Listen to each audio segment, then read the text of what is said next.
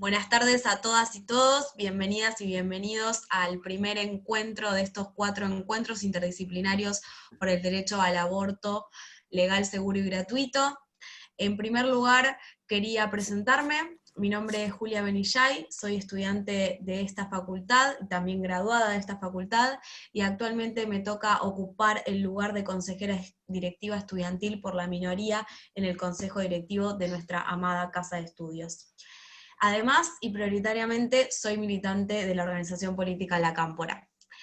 Dicho esto, quiero expresar mi felicidad de ser parte de este encuentro y de poder ser quien tenga a cargo la apertura. Para mí es un honor ser parte de este encuentro magnánime que se gestó con tanto trabajo, con tanto compromiso y con tanta militancia. Quisiera comentarles un poquito cómo fue que se gestó este encuentro, porque realmente formó parte de una verdadera gesta feminista. Nada de esto hubiese sido posible sin el trabajo y la propuesta de las doctoras Nelly Minchersky y Cintia Brites, que muy generosamente aportaron a las organizaciones estudiantiles que militamos en la Facultad de Derecho la posibilidad de organizar estos encuentros y de que nosotras y nosotras y nosotres como estudiantes, como militantes, podamos apropiarnos de los mismos para poder pensar cómo queríamos discutir el derecho al aborto, a qué oradoras queríamos convocar, cuáles eran los ejes que nos parecían importantes. En el mes de junio me llamó Cintia y me dijo, organicemos ese encuentro que en el año 2019, el año pasado, habíamos comenzado a pensar pero no pudimos llevar a cabo, y así fue como desde mi agrupación, desde la Cámpora, comenzamos a convocar a otras organizaciones estudiantiles, además de las que ya por su parte había convocado la doctora Cintia Brites, y desde ese momento se formaron encuentros durante 2 meses en los cuales discutimos todos estos ejes por Zoom, ¿no? A través de la virtualidad de la que hablábamos recién, y quiero resaltar que en todo momento organizaciones o militantes que formamos parte de distintas organizaciones, muchas de distinto marco ideológico, nos pusimos de acuerdo, buscamos el consenso, el debate, y por sobre todas las cosas pusimos al proyecto por encima de las individualidades en una verdadera gesta colectiva y feminista. Vamos a tener 4 encuentros, todos en el mes de septiembre, y cada uno va a tener un eje específico. El encuentro que hoy nos convoca es para discutir sobre el aborto en la currícula universitaria. En este sentido, me parece importante resaltar que en el año 2015 la Universidad Nacional de Buenos Aires se pronunció a favor del proyecto de interrupción voluntaria del embarazo, y que lo mismo hizo en el año 2018 el Consejo Directivo de nuestra facultad. Pero existe una anécdota un tanto curiosa respecto de aquel debate del año 2018. En ese año, cuando se estaba discutiendo el proyecto de ley en el Congreso de la Nación, como todas recordamos, desde el Frente Político Acción Colectiva, del que forma parte de mi agrupación, presentamos un proyecto de declaración para que el Consejo Directivo se expida, junto con otras organizaciones que también me gustaría destacar, que formaban parte del gran arco ideológico de las organizaciones que militamos en la facultad. Y si bien logramos la aprobación de ese proyecto, recién se pudo dar cuando la Cámara de Diputados y Diputadas ya se había pronunciado a favor. Me parece un dato que, más que curioso, habla de que hay una deuda pendiente en la Facultad de Derecho en relación al derecho al aborto. Y que esa deuda pendiente tiene que ver con que, lamentablemente, en las aulas de nuestra facultad, del aborto se habla como un delito, con las excepciones de la ILE, y no se habla de un derecho de las mujeres y los cuerpos gestantes. Y en este sentido, creo que el debate del año 2018, que se dio en toda la sociedad, nos dejó una gran enseñanza. Pero previamente quería contarles una pequeña anécdota, que fue que cuando a mí me tocó cursar la materia de Derecho Penal y Procesal Penal, y discutimos el aborto como un delito, el docente a cargo de la clase, cuando hablaba, todo el tiempo se refería a la mujer que quería abortar como la madre. Entonces me acuerdo que yo levanté la mano y le dije que si no había voluntad procreacional, pues la mujer quería abortar, no era madre. Y que me acuerdo que en ese momento el docente me dijo como, bueno, qué detallista tu comentario, ¿no? Una cosa así. Actualmente formo parte de esa cátedra y me toca dar la clase de aborto, y obviamente que lo hago desde una perspectiva feminista y desde una perspectiva del aborto como un derecho de las mujeres y los cuerpos gestantes, y creo que es una reivindicación de todas esas ignorancias en algunos casos y violencias en otros que recibimos muchas veces las estudiantes de la facultad, a la hora de que escuchemos cómo algunos docentes hablan de nuestros derechos. Es por esto que creo que es fundamental que pensemos mucho en aquel debate sobre el derecho al aborto que se dio en el año 2018. Sobre todo en esta facultad en donde las leyes se utilizan, y obviamente voy a hacer una generalización, pero en general creo que se estudian las leyes desprovistas del contexto en el cual fueron creados y en el cual se aplican desde una perspectiva que serían abstracta, como si las leyes naciesen espontáneamente de un repollo. En el año 2018, la discusión por el derecho al aborto se dio como una muestra de cómo se conquistan los derechos. El movimiento feminista en ese momento salió a las calles en incontables oportunidades, encontró una identidad política en la movilización popular, se entrometió en los partidos políticos y le dijo al establishment que era necesario dar el debate urgentemente en el lugar más democrático, que es el Poder Legislativo. Este proceso, creo yo, fue uno de los procesos más democráticos de la historia de la Argentina reciente, y que tuvo la virtud además de darse en un momento de contracción del régimen democrático y recorte de derechos, como fue el gobierno del entonces presidente Mauricio Macri. Creo que para quienes estudiamos Derecho, aquel proceso nos dejó un mensaje sumamente claro, como pasó con la ley de matrimonio igualitario, con el divorcio previamente, con la ley de identidad de género, con la implementación del Código Civil y Comercial, que incorpora una visión constitucionalizada del derecho civil. La enseñanza es que las luchas políticas triunfan en su cometido cuando logran transformarse en derechos conquistados por los pueblos. Creo que este es un aprendizaje que muchas y muchos de quienes militamos en el campo popular lo tenemos aprendido con H, pero que no viene mal repasar en esta facultad, en donde muchas veces los debates que se dan en la facultad quedan de espaldas, quedan de las columnas de Figueroa Alcorta para afuera. Creo que es necesario que la visión de género, la perspectiva de género, pueda incorporarse a la formación que se da en nuestra facultad, teniendo en cuenta que aquí se forman los miembros totales de uno de los tres poderes del Estado, que es el Poder Judicial, que además es el poder más antidemocrático de los tres, pero que también se forman casi las 2/3 partes de quienes forman parte del Poder Ejecutivo y el Poder Legislativo. En este sentido, es importante que el feminismo jurídico pueda tener un lugar central en la formación de las futuras y futuros profesionales del derecho. La incorporación de la perspectiva de género, la capacitación en la ley Micaela para docentes, estudiantes y autoridades, y la aplicación plena del protocolo de actuación ante casos de violencia de género son urgencias y necesidades de todas las estudiantes, y serán la exigencia de la militancia organizada y de que vamos a encarar desde nuestro lugar en la minoría, como minoría estudiantil en el Consejo Directivo.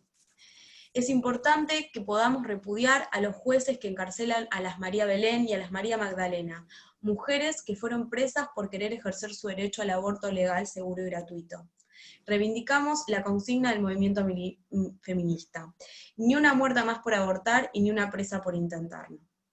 Hace 26 años que la Constitución Nacional incorporó los tratados de derechos humanos. Desde ese momento, los derechos de las mujeres y los cuerpos gestantes son derechos humanos constitucionalizados. Y es importante que cuando se estudien los derechos humanos en las aulas podamos decirlo de esta manera. Y como parte de los derechos de las mujeres y los cuerpos gestantes, nosotras entendemos que el derecho al aborto es un derecho de todas nosotras, aunque algunos legisladores y legisladores se hagan los distraídos con eso. No quiero robarles más tiempo, quiero agradecerles mucho por haberme escuchado y por esta oportunidad, principalmente a la doctora Nelly Minchersky y a la doctora Cintia Brites por abrir este espacio. Y sin más, bienvenidos y bienvenidas. Le dejo la palabra a la doctora Nelly Minchersky, que nos va a dar unas palabras de apertura académica. Muchas gracias. Bueno, buenas tardes. Muchas gracias, Julia. Estoy azorada y admirada cada vez que las escucho a las jóvenes. Y quiero transmitir un saludo muy breve. Primero que todo, decirles que me emociona profundamente esto. ¿Y por qué me siento emocionada? porque siento que algo me une a toda esta marea juvenil. Y nos une algo que creo que todas compartimos, que es el amor a la profesión, el amor al derecho, al amor a pensar un derecho crítico que sea un instrumento para el bien de todos. Estoy admiradísima de el amor a la democracia. Hoy pensamos al Estado de Derecho, aquellas personas como yo que hemos vivido muchos años de nuestra vida bajo dictaduras, bajo golpe de Estado, tenemos un amor por la democracia con todas las falencias que tiene, especial, porque nos damos cuenta qué puede brindar una casa de estudio a pesar de las idas y venidas del gobierno cuando hay periodos de democracia, y que no tuvimos aquellas que vivimos sin democracia. Entonces, eso hilo conductor, eso que nos une a las distintas generaciones, es lo que me parece que me emociona a mí como las emociona a todos ustedes también. Entonces, primero agradecerles a todas ustedes, a todas las agrupaciones, a los compañeros, con lo cual que supongo y hubiera sido muy bueno que compartan esta actividad, esta cosa. Agradecerle a Cristina por el apoyo que nos dio con la facultad.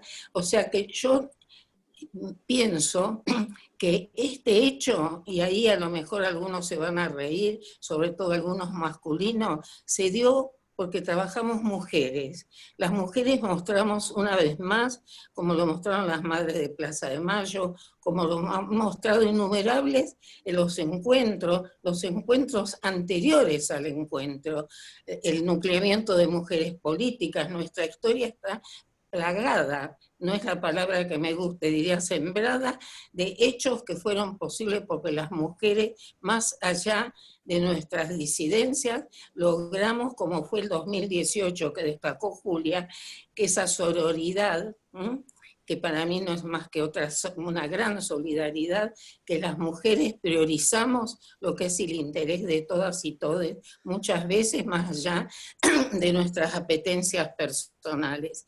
Entonces, a mí eso me ha producido una emoción enorme. ¿Y por qué? Porque también la Facultad de Derecho, con sus más, sus menos, con los años que tuve que irme, como muchas, o con los años cuando no me dejaron volver a ejercer la docencia, siguió siendo mi casa siempre.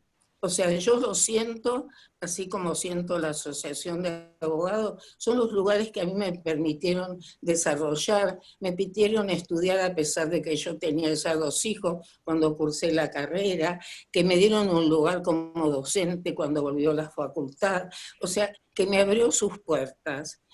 Y eso es una cosa muy importante en la vida. Tenemos una cosa de pertenencia a un derecho que no es el derecho de los años 1930, 1940, 1950, que era el derecho eminentemente patrimonial. ¿Por qué amamos el derecho? Porque trascendió lo patrimonial, trascendió hacia los derechos de las personas. En eso Mónica tendría que hablar muchísimo mejor que yo, sabe, como nos explicó ayer, el nacimiento de la teoría de los derechos humanos. ¿Y por qué estamos hoy con el tema aborto? Y ya hablo mucho de eso, Julia, porque es un derecho humano. Cuando hablamos de perspectiva de género, no hablamos de nada más ni nada menos que la perspectiva de los derechos humanos de las mujeres. Y las mujeres, la campaña, logró trascender y mostrar, porque si no, no se entiende, porque un jovencito de 13, 14 años lleva en su mochila un pañuelo verde, porque es mucho más que el derecho al aborto, es el derecho a la libertad, a la igualdad. Y yo no voy a extenderme más que esto, agradecerles infinitamente, hicieron algo transversal, territorial, yo lo cuento como algo maravilloso, que espero que no terminen estos 4 encuentros, que podamos seguir produciendo cosas. Y les quiero decir algo que me parece trascendente. Las mujeres hemos luchado mucho, estamos obteniendo mucho, el aborto es trascendental porque desde el punto de vista formal, y no es que todas las leyes no son perfectibles, pero es el último bastión que tiene el patriarcado. Es algo que se infunde miedo a la gente y no va a pasar nada. Nadie sabe, cuando haya aborto vamos a estar más felices todos, las mujeres, porque no van a tener miedo. Piensen lo que piensen, porque aunque estén en contra del aborto, una mujer, si tiene relaciones sexuales, tiene miedo de quedar embarazada si no quiere, porque su ideología por ahí le va a obligar a cambiar su proyecto de vida, lo que fuere. Entonces, esto, ampliar derechos, es nada más ni nada menos que ampliar una plataforma que la va a utilizar quien quiera y quien pueda. En cambio, cuando se nos priva de derechos, se introduce en lo más profundo e íntimo de nuestra vida. Quiero terminar nada más diciéndoles algo. Antes dije, las mujeres hemos luchado mucho y seguimos luchando.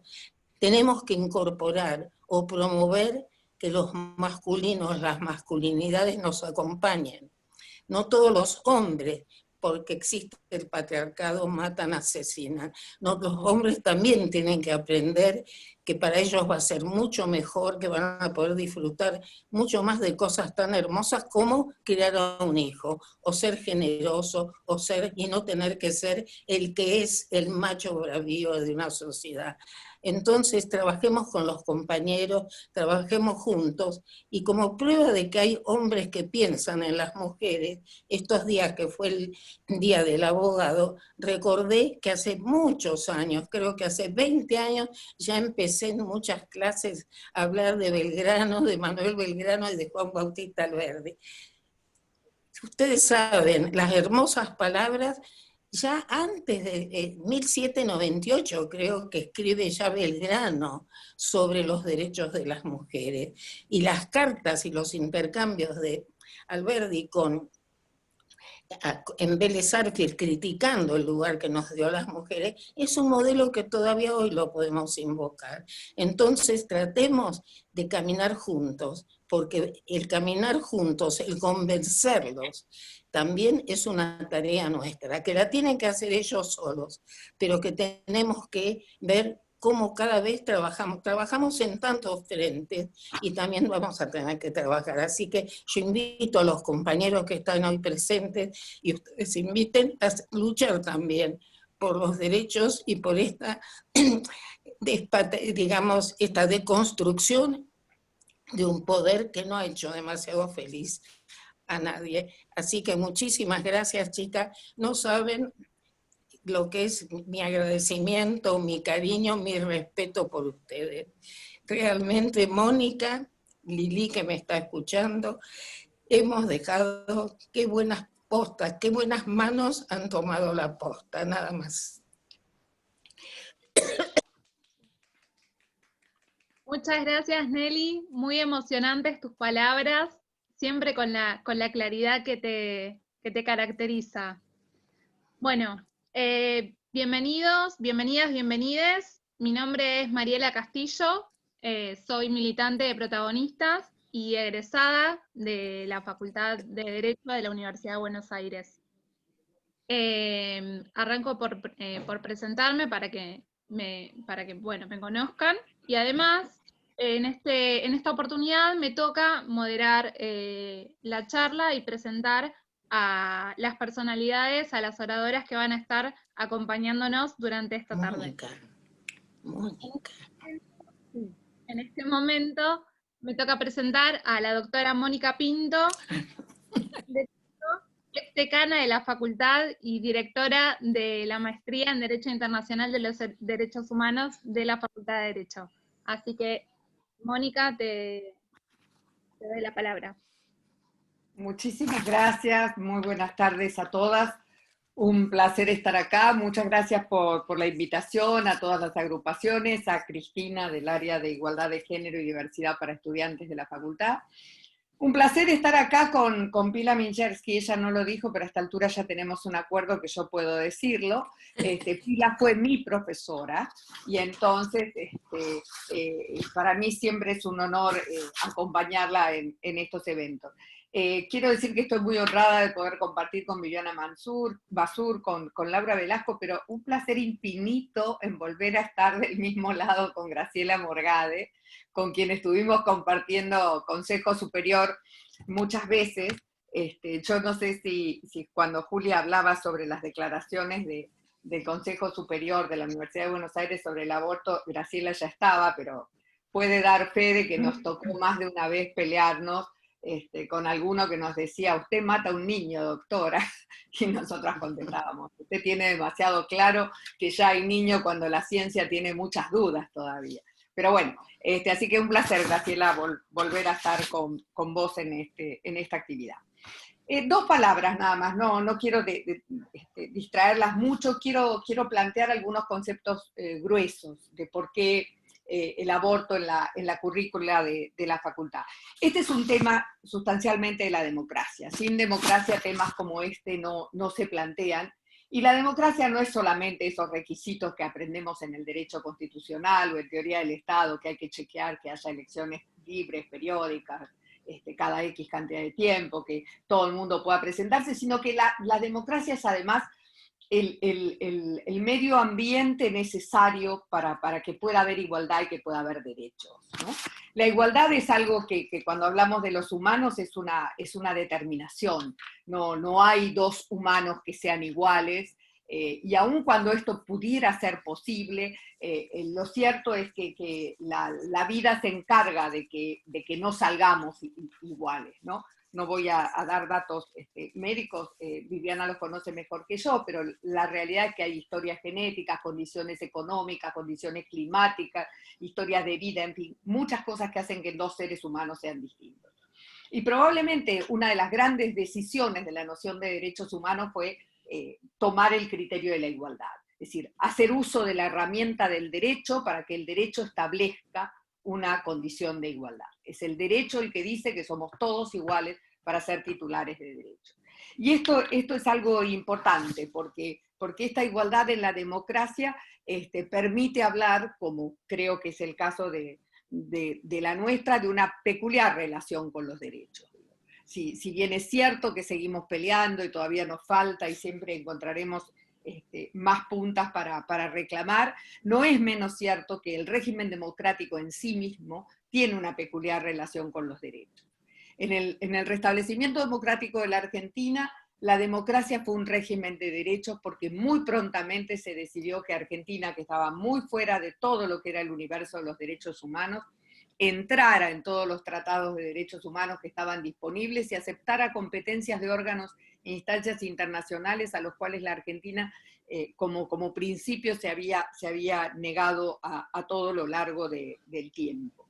Así que me parece que esta historia de que emplacemos el debate en el contexto de la democracia y de la igualdad es importante.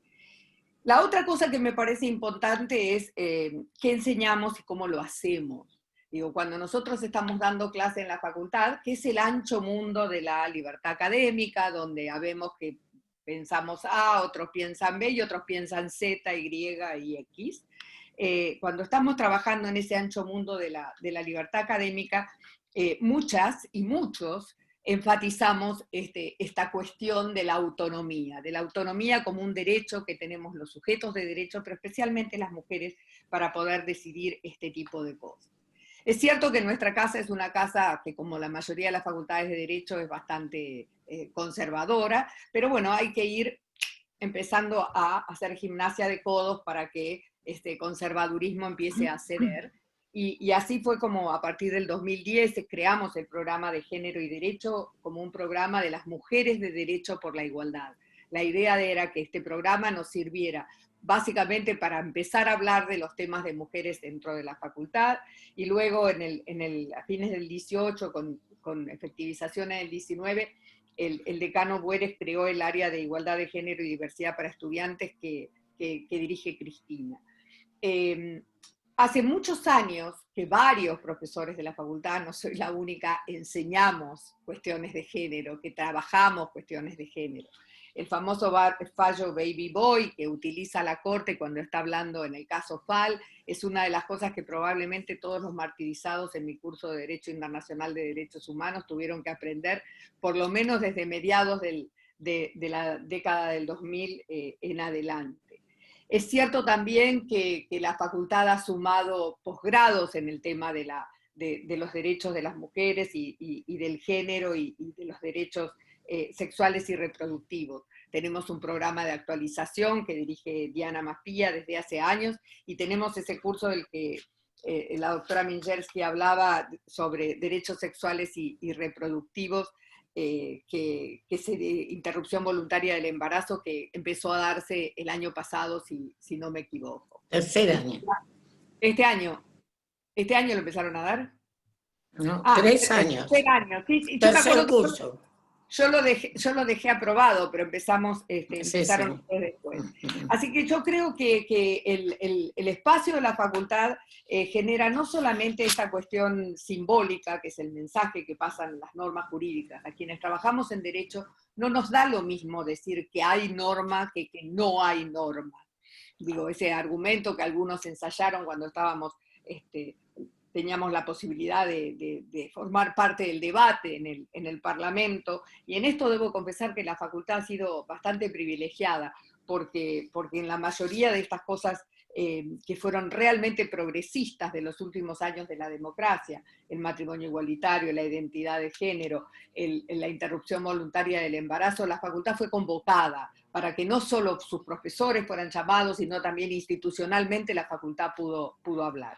Y les decía que en este ámbito muchas veces se adelantaban criterios como que, bueno, nunca se lleva a las mujeres presas por cometer aborto. Y la verdad es que cuando uno está trabajando en Vigroal, Corta y Pueyrredón, lo menos que puede decir es, miren, para nosotros tiene un sentido que haya ley. No nos da lo mismo que haya ley que no haya ley. Digo, la decisión de abortar es una decisión muy poderosa que deja marcas en la mujer que la toma, y si encima de eso hay que tener la cuestión de pensar que estamos cometiendo un delito, esto es algo muy grave. Me queda para pensar de que por lo menos en los ámbitos en los cuales uno puede trabajar más directamente que en otros, como los ámbitos de la cátedra y de quienes pasaron por seminarios en los que nosotros hemos trabajado, hombres y mujeres estamos de acuerdo en que enseñar esto, y esto figura en los planes de trabajo de todas las comisiones dadas por hombres y por mujeres. Básicamente, como lo señalaba ayer también en el curso de la doctora Mingersky y de Cecilia Brites, yo creo que hay un esfuerzo mayúsculo que hay que hacer en estos campos, que consiste en tratar de lograr poner de costado los fundamentos religiosos. Esto no quiere decir que la gente no pueda ser religiosa, simplemente que la cuestión religiosa es dogmática y contra el dogma es muy difícil avanzar.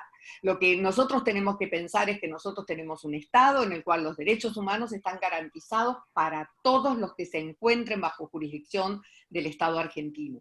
Esto hace que las normas tienen que estar disponibles, cualquiera sea la orientación religiosa o ideológica que tengan hombres, mujeres, todes, todas, en la Argentina. Y esto básicamente es algo que en general es como una suerte de trampa que nos cae siempre, que vamos a trabajar estos temas, y que terminamos siempre como pisando ese palito que nos hace la vida mucho más complicada. Tengo para mí que no hay nadie que sea profundamente religioso, que tenga una militancia ortodoxa muy importante en materia de fe, que vaya a querer abortar, pero eso está fantástico. Lo importante es que cada uno pueda tomar esa decisión. Lo que no podemos permitir, y esto formó parte también de lo que tuve el privilegio de poder decir en la Cámara de Diputados, es que las convicciones morales de algunos pocos tengan que determinar lo que son las normas para los muchos. Esto es básicamente un imperialismo moral que no se condice con la vigencia de un sistema democrático. Así que con esto voy a cerrar y quiero agradecerles mucho la invitación, y ojalá que en poco tiempo podamos ver que el currículum está atravesado no solamente por cuestiones de género, sino también por sus derechos, en especial incluida la interrupción voluntaria del embarazo. Muchísimas gracias a todos ustedes y que tengamos buen debate. Muchas gracias, doctora Mónica Pinto. Ahora toma la palabra Viviana Mazur, que es médica generalista, especialista en derechos sexuales y reproductivos. Bueno, muchas gracias por la invitación. La verdad es que Nada, es un gusto estar escuchando, estar participando de este espacio. Me quedaría así todo el tiempo escuchándolas hablar, y la verdad es que me da mucho placer que podamos pensar en estos espacios de intersección, ¿no? Yo escuchaba y decía, bueno, ¿qué puedo aportar yo en un espacio en donde gran parte de quienes participan trabajan y estudian desde el derecho, y yo puedo aportar quizás algo más vinculado a la práctica de cómo esas leyes se instalan en la vida de las personas, ¿no? En la vida cotidiana de las personas que concurren a los servicios de salud, pero también pensando y recorriendo qué es lo que ha sucedido a lo largo de estos años con las currículas universitarias, ¿no? Y pensando un poco quizás cómo este tema fue permeando o no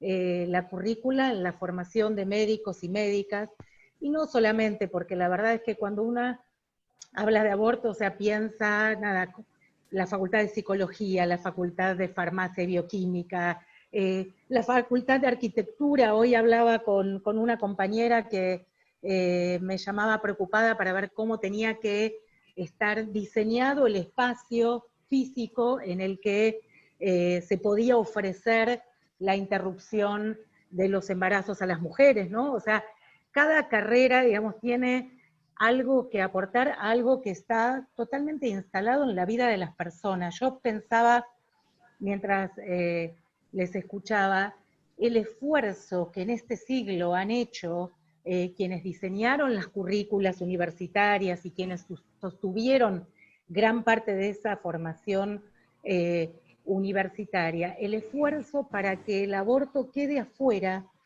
cuando incluso a la mayoría de las personas que transitaban esas universidades les ocurrían cosas vinculadas al aborto, porque casualmente gran parte de las personas que caminan por los pasillos de las facultades transitaban una situación de aborto o tenían una amiga que la estaba transitando, etcétera, etcétera. Pero han logrado con una fuerza enorme disociar lo que pasa en la realidad y lo que sucede en esas casas de estudio, ¿no? Entonces, eso no es casual y no puede ser accidental. Eso es un trabajo con mucho esfuerzo, digamos, para poder dejar afuera de los claustros todo aquello que tiene que ver con el aborto y con la capacidad de las personas a decidir particularmente con sus propios cuerpos. Pensaba en qué pasaba en las currículas. En medicina, yo egresé de la facultad hace ya un poquito más de 30 años, cursábamos obstetricia, y en obstetricia no veíamos el aborto, no lo veíamos. A lo sumo entendíamos cómo se hacía la atención posaborto, a lo sumo veíamos las complicaciones del aborto, pero jamás problematizábamos, no teníamos ni una clase sobre el tema, ¿sí? Y pasó mucho tiempo y esto continuó hasta, yo diría, casi una década, ¿no? Solo veíamos aborto en medicina legal, sexto año de la carrera, ya cuando estábamos egresando, y por supuesto solo veíamos el artículo 85 que decía que el aborto estaba penado en nuestro país. Jamás veíamos el artículo 86, no sabíamos ni qué decía, ni de qué se trataban esos permisos, digamos, que la ley otorgaba a las personas con capacidad de gestar. Entonces, la verdad es que la relación entre la medicina y el derecho, o sea, estas dos facultades, estas dos currículas universitarias, son vínculos de una profundidad enorme, ¿no? Que tenemos que revisar, porque casualmente quienes egresamos de la Facultad de Medicina repetíamos hasta el hartazgo que el aborto estaba prohibido, y teníamos mucho miedo de hacer cosas que podían facilitar quizás las condiciones de vida de las mujeres y las decisiones de las mujeres, porque la amenaza estaba latente. Es impresionante como el otro día, hablando con unos compañeros, decían, no, pero me lo dijo un abogado, ¿no? Y yo pensaba que muchas veces también se dice así cuando dicen, no, no, pero me lo dijo un médico. Sí, claro, hay abogados, abogadas que piensan y que sostienen cosas que también pasa cuando, bueno, ahora con el tema de COVID lo vemos todo el tiempo, ¿no? De las cosas que escuchamos que algunos médicos dicen, incluso en los medios de difusión. O sea, que lo diga un abogado o una abogada no significa que esa sea la verdad. El tema es que lo que se ha logrado a partir de esa formación y a partir de esa currícula explícita de hablar del aborto como un delito e implícita, ¿no? De plantear el aborto como algo estigmatizante, ¿no? Como algo que en todo caso, si se está a favor, hay que ocultar, hay que trabajar por lo debajo. El efecto concreto es que cuando atendemos a las mujeres que vienen a plantear y a solicitar interrumpir un embarazo, la gran mayoría de ellas aún hoy sienten que están pidiendo algo que no está contemplado en la ley. Incluso las que toman algunas palabras o algunas frases, ¿no? De interrupción legal, de aborto no punible, de las que llaman al 0800 del Ministerio de Salud, o sea, las que concurren a un centro de salud y piensan que algo de legalidad tiene. En lo profundo, cuando uno empieza a establecer un diálogo más profundo, aparece la convicción de que esto es algo más vinculado con un delito que vamos a disfrazar de algo legal que con algo legal. Entonces, el trabajo y el recorrido que hay que hacer es sumamente profundo para que los y las profesionales que salen de nuestras universidades conozcan lo que las leyes actualmente hoy permiten, pero también conozcan lo que las leyes no están permitiendo y a qué exponen a las personas cuando no lo permiten, ¿no? Cuando pensamos en nuestro país, gran parte de la proporción de mujeres que mueren por cuestiones vinculadas a un embarazo, a un parto o a un puerperio, lo hacen por razones de abortos clandestinos o situaciones en las que el aborto no fue ofrecido tal como la ley sugiere, ¿no? Cuando una mujer está corriendo un riesgo para su salud y no hay un equipo de salud que en uso de la transparencia activa le ofrezca la posibilidad de interrumpir ese embarazo dentro de un marco legal, se está incurriendo en una falta de la producción de un derecho y se está generando un enorme riesgo para la vida y para la salud de esa persona. Entonces, pensaba en lo importante que es esta transversalidad que se ha logrado en los últimos años, quizás a partir muchas veces de zonas emblemáticas, digamos, que lo han empujado en sus propias facultades, pero muchas de ellas a partir del movimiento estudiantil, de las cátedras abiertas, de las cátedras libres, que fueron invadiendo, inundando de alguna manera las currículas universitarias con esta temática. Y me parece que esa marea que se expresó en las universidades de esa manera fue instalando una generación de nuevos y nuevas profesionales que yo confío enormemente en que van a generar otras realidades en los servicios de salud, en los marcos legislativos y jurídicos, que van a poder garantizar a las personas el derecho que hasta ahora tenemos otorgado y también herramientas para poder luchar por otros derechos, particularmente por la interrupción voluntaria del embarazo. Cuando hasta hace muy poco tiempo le preguntábamos a las mujeres cuáles eran los temores que tenían cuando pedían una interrupción del embarazo, nos decían dos cosas, todas las mujeres invariablemente, yo esto siempre lo digo porque realmente me impactó mucho que en todas las consultas esto mismo estuviera instalado. Todas las mujeres decían a morir y a ir presas. Y es verdad que muy pocas mujeres fueron presas, es verdad, muy pocas. ¿Desde qué perspectiva? Cuando uno escucha a Belén, lee su libro o la escucha, no importa si fue una, ¿no? Con esa tamaña injusticia y padecimiento.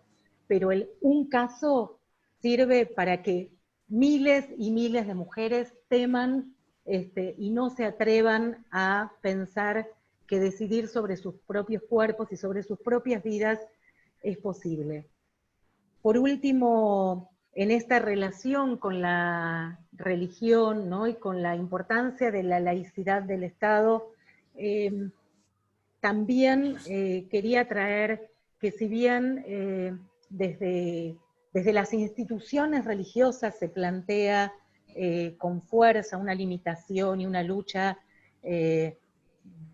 denodada, digamos, contra la legalización del aborto, es muy impactante cuando se escucha a las mujeres que vienen de practicar esas religiones y que las van a seguir practicando, decidir interrumpir un embarazo. Esas mujeres tienen un doble padecimiento porque sienten que traicionan algo que sostuvieron muchas veces. Nosotras acabamos de terminar una investigación sobre interrupción del embarazo en segundo trimestre, ¿no? Y qué le pasa a los equipos de salud y a las mujeres que solicitaron y que accedieron a una interrupción legal de embarazo. Y es muy impresionante ver cómo esos mandatos generan un enorme sufrimiento porque sienten esta cuestión de traición, pero a pesar de eso deciden interrumpir los embarazos muchas veces, ¿no? Y que nos traen algunas frases de yo jamás pensé que iba a hacer esto, yo siempre critiqué a las mujeres que, había algunas que decían, yo veía esas locas del pañuelo verde por la tele, ¿no? Bueno, pero puestas en su intimidad, muchas veces las mujeres en sus cuestiones más profundas y vitales deciden dejar de lado esas convicciones porque necesitan resolver lo más inmediato que tiene que ver con cuidar su salud, con cuidar su vida, con poder seguir adelante con sus propias vidas. Y en ese sentido, creo que hay que tener muy claro que cuando discutimos con las instituciones y no con las personas que practican esas religiones. Y por otro lado, también pensar que hay una tarea fundamental del derecho que es formar a los profesionales médicos acerca de lo que es la objeción de conciencia y de lo que no es la objeción de conciencia. Ahí tenemos un nudo crítico para resolver, porque entran en confrontación cuestiones vinculadas a la libertad de elegir de las personas, ¿no? y a posiciones que se plantean desde una supuesta liberalidad, pero que cuando nos ponemos a conversar realmente con los y las profesionales de la salud, lo que vemos es que lo que se aduce muchas veces como objeción de conciencia, en la gran mayoría de los casos, no tiene nada que ver con la conciencia ni con la moral de esas personas, sino que tiene que ver con un enorme desconocimiento de cuál es su rol como trabajador y trabajadora de la salud. Y que en todo caso, y tomando un poco un texto que una obstetra estadounidense, que es Lisa Harris, plantea en relación a la objeción de conciencia, reconocer que los y las profesionales que trabajamos a favor del aborto, que luchamos porque las mujeres y las personas gestantes puedan acceder a una interrupción del embarazo cuando así lo desean, lo hacemos desde un lugar de conciencia, desde la absoluta conciencia que tenemos de que nuestro rol es lograr que las personas puedan acceder al estándar más alto de salud que les sea posible. Y dentro de esos estándares de salud está la posibilidad de gestar cuando lo desean, si es que lo desean, de elegir sus proyectos de vida y que eso hace justamente a la integralidad de la salud. Bueno, yo no sé cómo estoy con el tiempo, pero pararía acá para poder en todo caso después dejar lugar al resto de las compañeras del panel y responder las preguntas. Bien, bárbaro, Diana, muchas gracias por las palabras. Ahora le tocaría a Laura Velasco, que es legisladora por la Ciudad Autónoma de Buenos Aires, presidenta de la Comisión de Mujer, Infancia, Adolescencia y Juventud, pero antes queríamos comentarles que si quieren pueden ir dejando sus dudas o consultas para hacerles a las oradoras en el chat, y una vez que terminen de exponer cada una de ellas, se van a seleccionar y se van a leer para que las puedan responder. Ahora sí, Laura, te damos la palabra. Bueno, muchas gracias. Por supuesto, un gusto enorme poder compartir este panel con estas mujeres grosas que me están acompañando y con todas quienes están siendo parte de este espacio. Hace muy poquito en la legislatura porteña hacíamos la capacitación de la ley Micaela y allí tuve el gusto de poder formarme con Mónica Pinto y con Graciela Morgade, también ahí se encontraron. Me parece también importantísimo decir que en la legislatura porteña la tenemos a Nelly Mirjensky como presidenta del Parlamento de las Mujeres, y que aquí están participando varias compañeras, por ahí vi a Marta, a Diana, que forman parte del Parlamento, y también tuvimos el enorme gusto durante este tiempo de pandemia que es tan difícil que estamos transitando. Algunas cosas buenas fueron sucediendo y fue justamente poder encontrarnos para reflexionar, para pensar juntas algunas temáticas que tienen que ver con los géneros. En ese sentido, bueno, Graciela nos estuvo acompañando junto a Diana Mafía, pensando la ESI en pandemia, Diana Masur junto a Nelly Mirjensky nos ayudaron a pensar la ILE en pandemia, así que bueno, nada, en ese ciclo donde pasaron varias mujeres que nos enseñan todos los días, y bueno, y por ahí también la veo a Nina Brugo, que está en este encuentro también siendo parte, otra grosa, decir que justamente, ¿no?, en un tiempo tan complejo, sin embargo, en la legislatura porteña tuvimos un pequeño triunfo este año, porque fue muy difícil discutir y llevar a las comisiones, mismo en la comisión de mujer que me toca presidir, pero a la propia sesión, algunos debates en torno a proyectos que nos parecían indispensables y nos parecen indispensables para acompañar a aquellos sectores que peor la están pasando y sobre quienes más golpea la emergencia sanitaria que transitamos. Pero bueno, entre ellos, por supuesto, y entre ellas las mujeres, ¿no? Decimos que la violencia de género es la pandemia dentro de la pandemia, que hoy tenemos muchas mujeres, personas LGTBIQ+, tenemos niños, niñas, adolescentes que están viviendo con un agresor y que, bueno, se encuentran en una situación de suma desprotección. Entonces allí qué importante poder fortalecer las políticas públicas.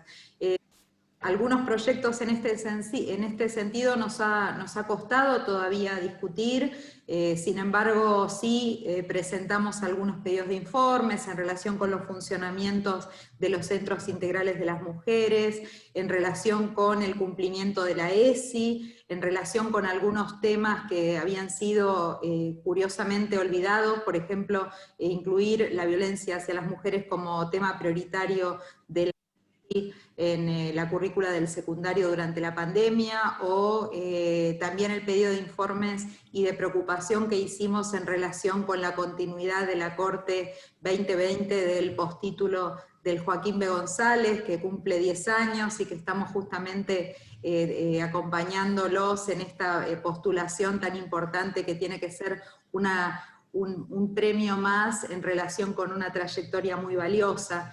Pero digo, son cuestiones que fuimos trabajando en la pandemia con mucha dificultad. Sin embargo, tuvimos un logro, y lo decía y lo digo con mucha alegría, porque no bien iniciamos la gestión legislativa en diciembre del 2019, tuvimos una primera reunión con el Cabildeo Cava de la campaña por el aborto gratuito. Bueno, estuvo Nelly ahí, estuvo también Nina Brugo, bueno, otras compañeras, ¿no? Marta Rosenberg, y también toda una camada de compañeras más jovencitas, de muchas docentes que están trabajando por el aborto legal, seguro y gratuito, de la red de docentes, de la red de profesionales, también por el derecho al aborto legal, seguro y gratuito, de profesionales de la salud. Y bueno, en ese sentido fuimos trabajando y logrando reunir voluntades, primero camino al 19F, y después de juntar firmas de legisladoras y legisladores de distintos bloques, transitamos impulsar el debate en las comisiones y finalmente el tratamiento sobre tablas en la sesión, que nos permitió llegar a un consenso muy importante con 50 votos por sobre 60, bueno, haber logrado un consenso muy plural entre distintos bloques de la legislatura, ¿no? Entonces, bueno, a veces también estos temas nos dan la posibilidad de construir ese consenso transversal o plural, que creo que lo tenemos que reivindicar, y que sin ninguna duda fue para nosotras un logro muy importante. Creo que cuando hablamos del aborto legal, seguro y gratuito, a todas nosotras inevitablemente nos moviliza algo en el cuerpo este tema, ¿no? Bueno, acá tenemos muchas jóvenes, muchas jóvenes, abogadas, estudiantes de abogacía. Bueno, Viviana enfocaba recién el tema desde su lugar, que son las ciencias médicas, y también es formadora, porque también, decíamos recién, está en la dirección del postítulo del Joaquín. En mi caso, bueno, lo voy a abordar y lo abordo con mi responsabilidad actual, que es como legisladora, y por eso la enorme alegría de haber podido lograr este año la adhesión al protocolo ILE en la legislatura porteña, y que sea ley, el acompañamiento a esa primera resolución del Ministerio de Salud de la Nación, que volvió a ser ministerio, y que la resolución número 1 fue el protocolo ILE, y que hoy sea ley en la ciudad, y que tengamos esta tranquilidad de los profesionales de la salud, que como Viviana y muchos otros vienen trabajando con enorme compromiso. Ellos nos informaban en la Comisión de Salud de la legislatura que el año pasado fueron cerca y más de 8.300 interrupciones legales del embarazo que se realizaron en la ciudad, casi todas ellas por vía medicamentosa y a través de los CESAC, de los centros más cercanos a los barrios populares.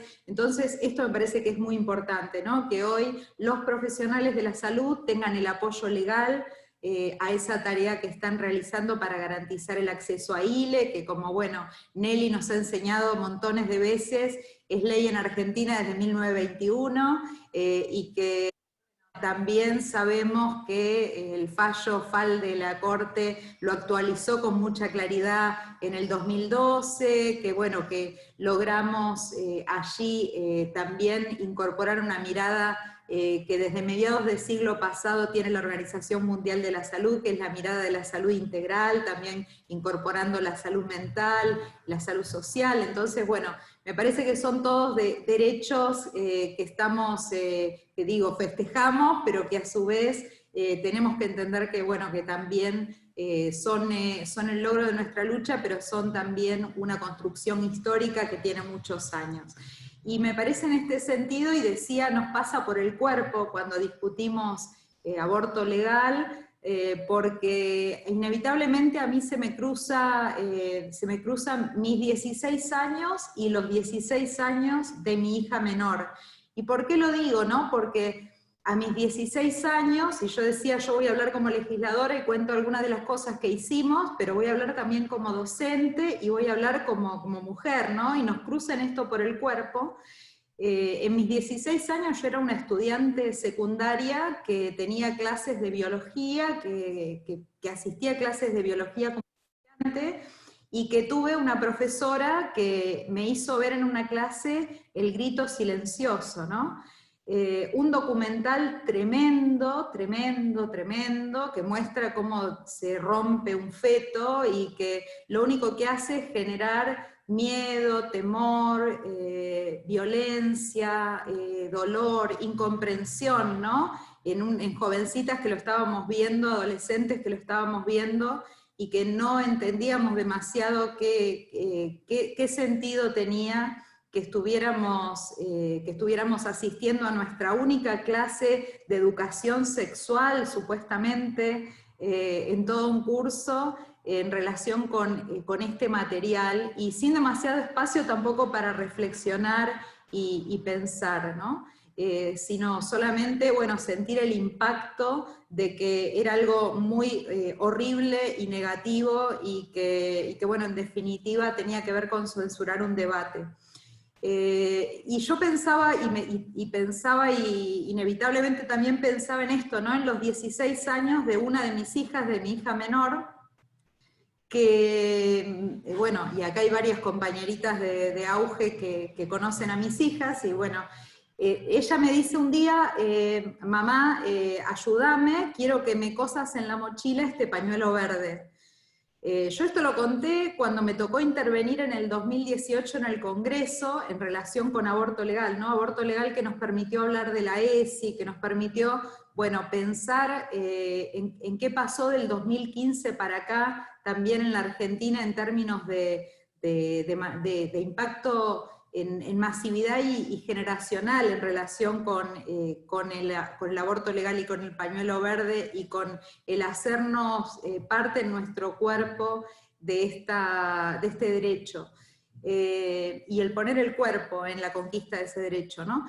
Y yo decía, bueno, ¿por qué será que me está pidiendo que le cosa en la mochila ese pañuelo? Porque, bueno, en ese momento era el 2015, ¿no? Mi hija más chica tenía 16 años, y la verdad es que yo lo había usado un montón de veces, el pañuelo verde, lo había usado acompañando las actividades de la campaña por el aborto legal, seguro y gratuito, pero no entendía esto de que el pañuelo verde se convirtiera en bandera, que eso es lo que significó, ¿no? En el 2015 el pañuelo verde se convirtió en bandera, y es lo que decía Nelly recién.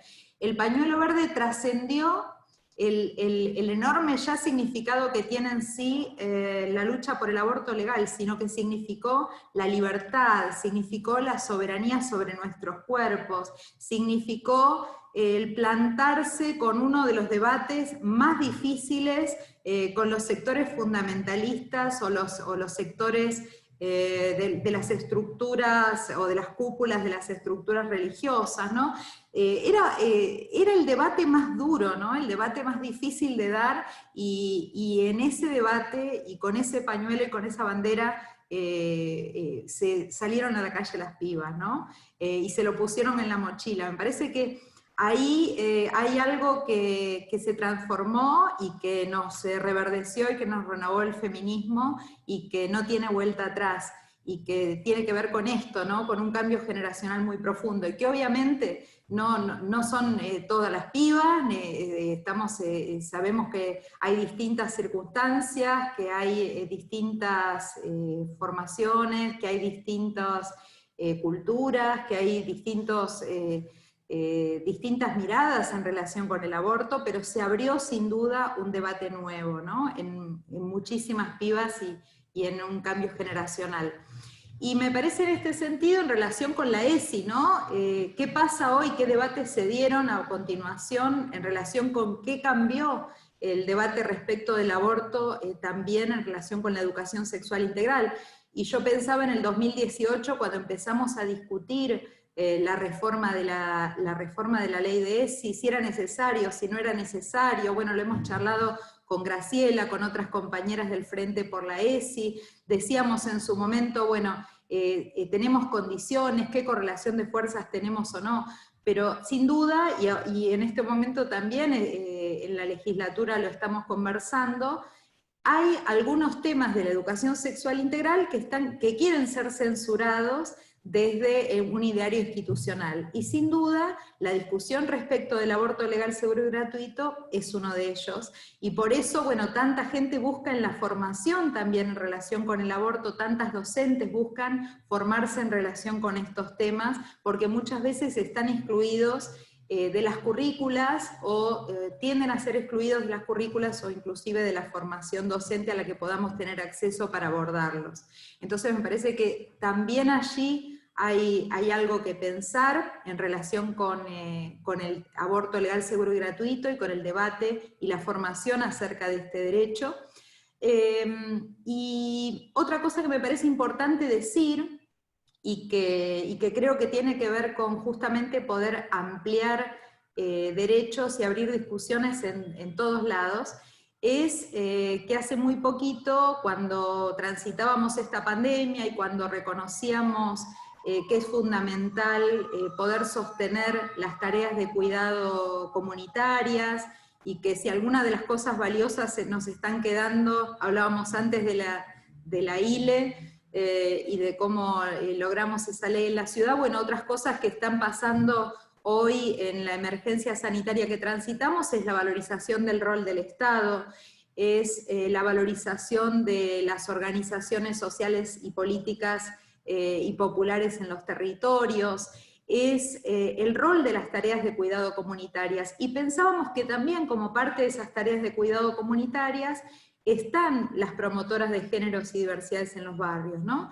Y es uno de los proyectos que también presenté en la legislatura y que di en llamar, y lo conversamos con muchas compañeras, Ley Betty. ¿Por qué? Porque justamente cuando estamos en los barrios y la política pública se tiene que hacer efectiva y hay que seguir un caso y hay que trabajar en el cotidiano para articular los CESAC con los territorios y que sea realidad el acceso a los anticonceptivos y a la ILE o a los talleres de educación sexual integral, o acompañar una situación de violencia de género y acercar a la justicia. Bueno, esa capilaridad en los barrios, esa figura está puesta en mujeres concretas que llevan adelante esa tarea y que tienen que ser valorizadas en esa tarea y tienen que ser reconocidas en esa tarea como articuladoras de la política pública en los barrios populares.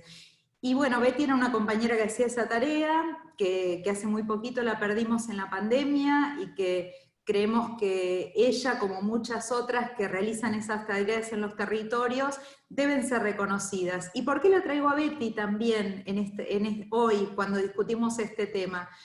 Betty fue justamente una de las mujeres que fue testimoniada por Juan Solanas cuando hizo la película Que sea ley.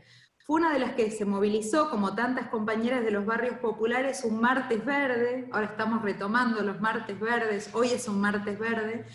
Ella fue testimoniada y ella ahí contaba, y bueno, la película tiene un testimonio muy, muy cortito, pero bueno, lo contaba más largo, cómo fue su propio proceso, porque ella era una compañera evangelista.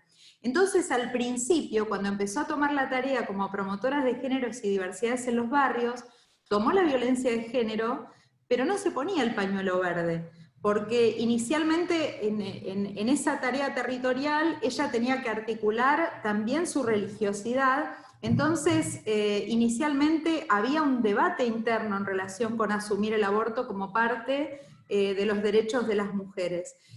Y en ese recorrido también de formación y de debate, esta compañera incorpora, reconoce que en los territorios, en nuestros barrios populares, las mujeres más pobres, las mujeres más jóvenes, son las que mueren por aborto clandestino, y entonces, ¿por qué declarar un barrio libre de violencia, trabajar por un barrio libre de violencia, construir esa realidad, implicaba asumir también que no queremos ni una menos por aborto clandestino?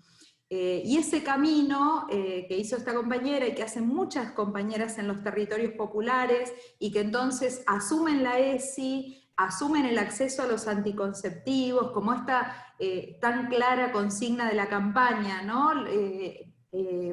Educación sexual integral para decidir, anticonceptivos para no abortar y aborto legal, seguro y gratuito para no morir, como parte de una misma política pública con estas tres líneas sin duda, no solamente cuando hemos podido en algún lugar del mundo construirla como una integralidad, implica no solamente poder disminuir muchísimo la muerte de personas gestantes, sino también la cantidad de abortos que se realizan, ¿no? Y allí también nos encontramos hasta con muchas mujeres que desde su religiosidad inicialmente discuten el aborto y empiezan a entenderlo también desde otra mirada cuando lo pensamos desde esa perspectiva. Bueno, yo simplemente compartir con ustedes en este intercambio, me parece que es valioso también tener una posibilidad de que haya alguna pregunta o algún aporte y escuchar a otras compañeras que están siendo parte de este encuentro.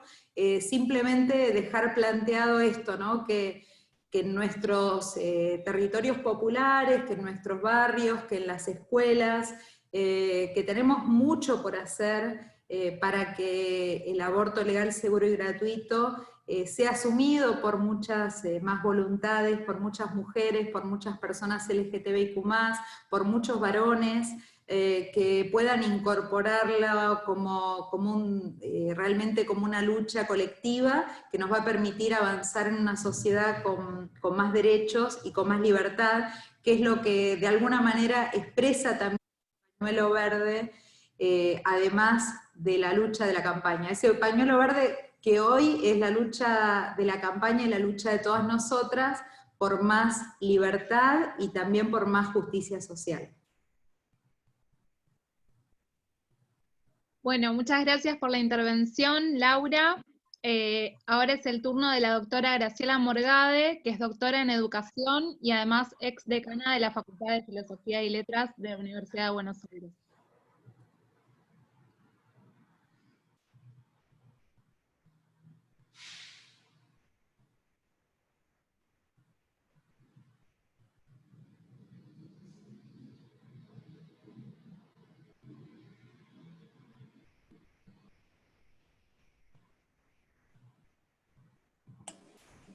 Ahora sí, gracias, tenía ahí, estaba silenciada. Bueno, gracias por la invitación, qué alegría estar aquí con ustedes, y qué alegría la cantidad de personas, y qué alegría que esta sea una actividad transversal y básicamente del sector estudiantil, por lo menos es la invitación que me hizo Nelly, así que son muchísimas los motivos, ¿no? Muchísimos los motivos de alegría y satisfacción. Y bueno, mi intervención va a ser en mi calidad de pedagoga, ¿no? Yo soy de educación, y bueno, y la invitación a hablar de la transversalización, de los obstáculos, y de la potencialidad que tenemos en las instituciones y con un grupo tan grande de estudiantes, realmente me resultó sumamente tentadora.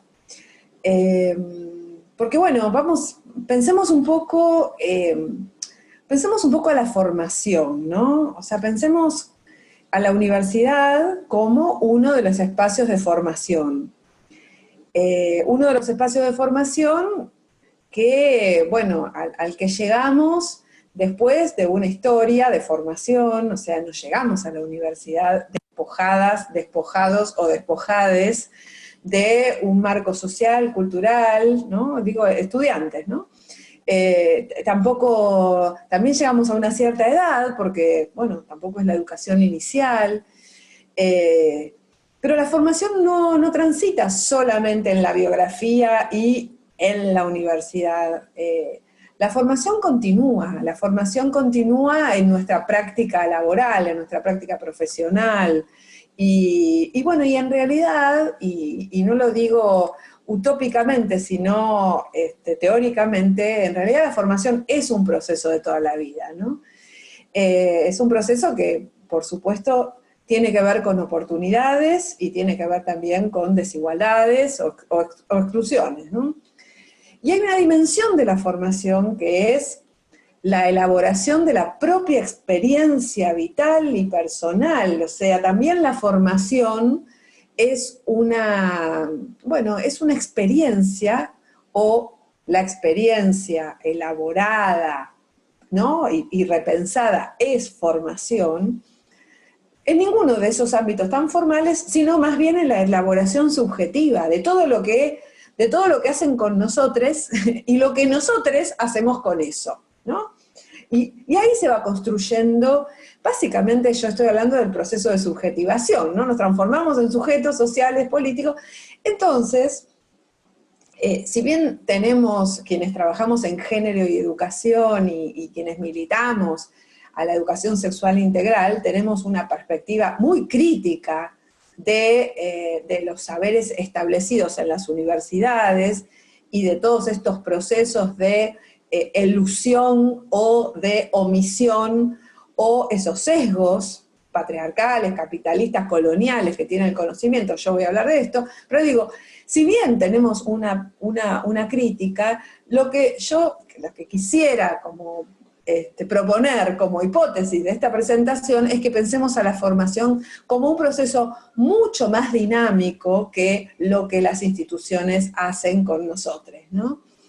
¿Y por qué digo esto? Porque en esa trayectoria, en el ámbito universitario, lo que vemos hoy, y quienes trabajamos en educación y nos dedicamos a investigar las cuestiones de la transversalización, efectivamente podríamos caracterizar por lo menos tres formas de presencias y ausencias de la perspectiva de género y derechos humanos, y del aborto como uno de los ejes y uno de los contenidos, digamos, organizadores y conceptuales más críticos en este momento en los proyectos de los feminismos y los proyectos en general de todos los movimientos sociosexuales, ¿no?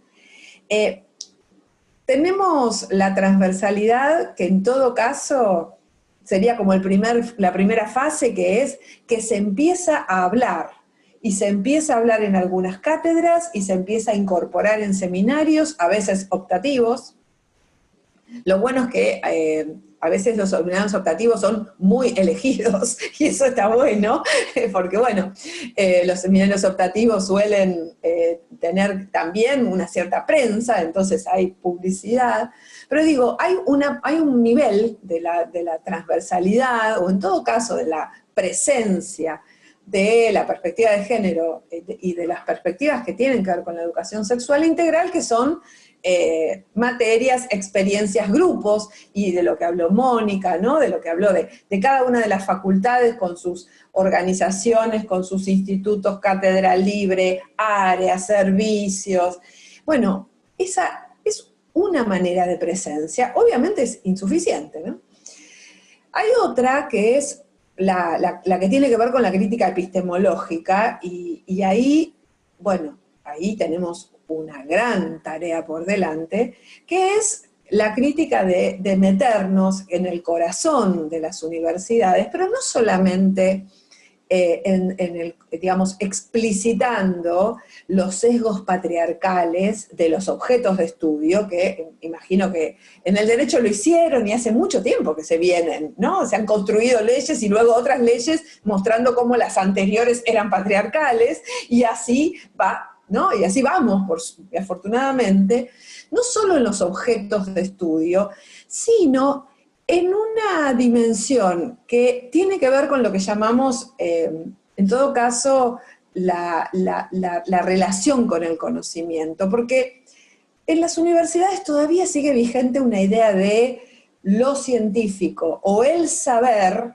¿no? Como una construcción cristalizada, citas de autoridad a personas muy autorizadas, y la cita de autoridad es el mecanismo clásico para volver a meternos adentro del patriarcado, porque por ahí alguna compañera ya lo habrán estado conversando, pero el tema de a quién se lee en la formación universitaria y quiénes autorizan a las lecturas, bueno, estamos ahí en el enorme desafío de poder incluir otras autorías y otras autorizaciones, ¿no?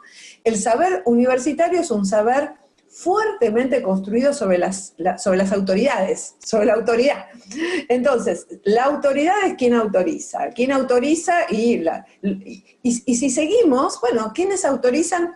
Los señores autorizados. Y ahí tenemos una historia de la construcción del conocimiento en el que en el equipo, el grupo al que pertenezco en Filo, se llama Mariposas Mirabal, y lo que fuimos haciendo fue estudiando planes de estudio, y lo que vemos es que en general no hay en las universidades espacios para reflexionar sobre la construcción social de la ciencia, la epistemología, es decir, los modos del saber que tienen que ver con el poder, ¿no? Y ese es un nudo para atender en nuestras universidades. Si a eso le sumamos el vínculo pedagógico, es decir, la relación entre docentes y estudiantes, donde también la cátedra, ¿no? Yo no sé, me da un poco de miedo hablar en la Facultad de Derecho, porque no conozco tanto, pero me imagino, porque sí conozco otras, donde la cátedra, es más, la carrera docente, la persona que tiene el cargo de titular, tiene un halo de justamente, ¿no? lo intocable, y Viviana hablaba de medicina, una compañera de nuestro equipo hace trabajo de campo y hace investigación en medicina, en las cátedras de obstetricia, y estuvo justamente haciendo observaciones, y lo que ella veía era que, por ejemplo, el profesor hablaba y nadie hacía ninguna pregunta ni ninguna objeción, y en obstetricia las mujeres son mamás. Te lo cuento, Vivi, no sé cuánto hace que no transita, pero en la cátedra de obstetricia las mujeres son mamás, no son mujeres, no son mamás, las mamás, y es, ¿no? Bueno, hoy, ahora mismo en la Universidad de Buenos Aires, por ejemplo, ¿no? Entonces, tanto la construcción del conocimiento epistemológico como la pedagogía hacen a esa formación, y hay nudos, ¿no? duros para roer. Tal vez los más duros de todos son estos, ¿no? Pero hay otra tradición o otra lectura de la formación, que es pensar a la transversalización como la politización de las relaciones cotidianas, por ejemplo, educativas en la universidad, ¿no? Y allí lo que vemos, lo que pensamos, reitero, en un concepto de formación que es muy complejo, o sea, que complejiza, como decía al principio, que tiene que ver con la participación política, con la demanda de organización, o sea, con la organización y la demanda estudiantil, básicamente estudiantil, pero no solo, la demanda inclusive, el sector estudiantil demandando formación, el sector docente organizado en sindicatos brindando información, y algunos de los debates sociales, como por ejemplo, recién hablaba Laura, en el año 2018, que todas las instituciones se poblaron con pañuelos verdes, si bien no estaban, por supuesto, todas las personas adentro de las instituciones acompañando la legalización del aborto, ¿no? Pero, ¿qué quiero decir? En esta tercera dimensión, o en esta tercera expresión de la transversalización como politización de las instituciones, y estoy hablando de politización en el sentido, más vinculado con la discusión de las relaciones de poder, esa es la forma de la transversalización que hoy vemos más potente y que se están produciendo en las universidades, y que esta misma actividad me parece que expresa, ¿no? Entonces, decía al principio, bueno, cátedras, materias, algunas expresiones, etcétera, más puntuales, bueno, esas por supuesto que tuvieron que ver con un momento de inicio, ¿no? Y también, si se quiere, para ir haciendo fuerza desde distintos lugares.